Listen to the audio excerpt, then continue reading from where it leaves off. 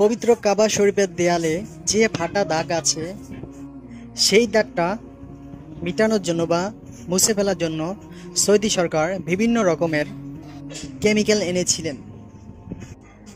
সারা দুনিয়ার বা পুরো বিশ্বর বড় বড় ইঞ্জিনিয়ারদের একত্রিত করেছিলেন আর তাদেরকে বলেছিলেন যতই অর্থ খরচ হোক না কেন হোক, ফাটলের দাগটা মুছে ফেলতে হবে।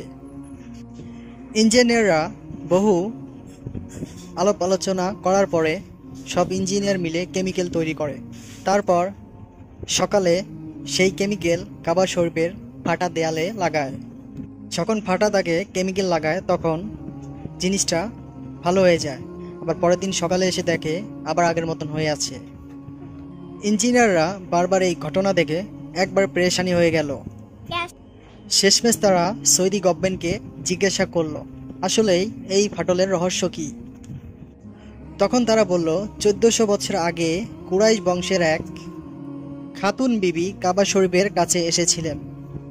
তখন কাবা শরীফ তার দেয়াল ফাঁক করে তার ভিতরে যাওয়ার রাস্তা দিয়েছিল।